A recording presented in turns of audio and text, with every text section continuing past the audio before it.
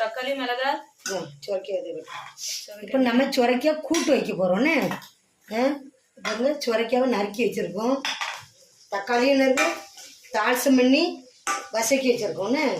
இதுக்கு தேங்காய், மல்லி, வத்தலி எல்லாம் சின்ன சின்னகம் வெங்காயம் நறுக்கி வச்சுருக்கோன்னு. தக்காளி மிளகாவும் போட்டு வசக்கி வச்சுருக்கோம். கொஞ்சம் கொத்தமல்லி கருவேப்பிலை. இப்போ நம்ம தக்காளி நல்லா வசங்கிட்டு அங்கே பாருங்க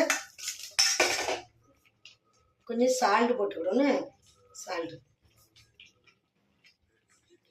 கொஞ்சம் மஞ்சத்தூள் போட்டுக்கிடும்.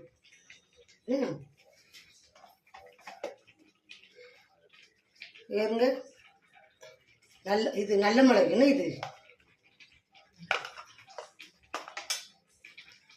காயப்பொடி, கொஞ்சம் காயப்பொடி. இது வத்தப்பொடி. அந்த மசாலா பொருள் இல்லை தட்டுதுன்னு.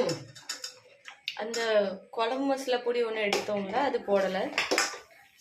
இது நம்ம நல்லா வசக்கி கொடுக்கணும். எவ்வளோ கட்டு இது நல்லா வசக்கி கொடுக்கணும்.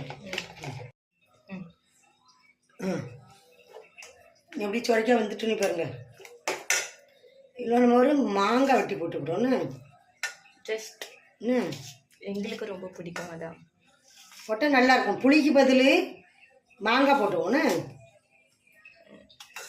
ரொம்ப போடாத, போதும். 4-5 ஸ்பூன் போதும். புளிக்கு பதில் போட்டாச்சுன்னு. இது நல்லா ரொம்ப வேணும்னு வேண்டாம். மாங்காய் லுக்ஸ் டேஸ்டி. டேஸ்ட்டுக்குன்னு. அதுக்கப்புறம் மசாலா அரைச்சி வச்சிருக்க மசாலாவும் தட்டுவோன்னு. இதுதான் அந்த வெங்காயம், சின்ன சீரகம், பெருஞ்சீரகம், மல்லிகை, வத்தல் எல்லாம் வறுத்து அரைச்சி வச்சிருக்கோன்னு. இதையும் உள்ள தட்டுதோன்னு. நேருங்க.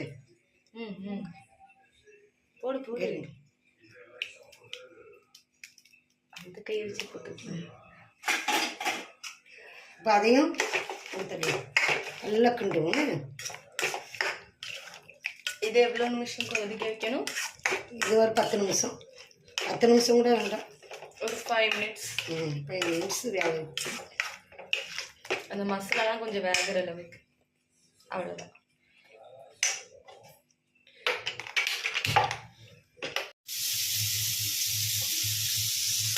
இங்கே சொரக்காய் குழம்பு ரெடி ஆகிடுச்சு. மாங்காய் சொரக்காய்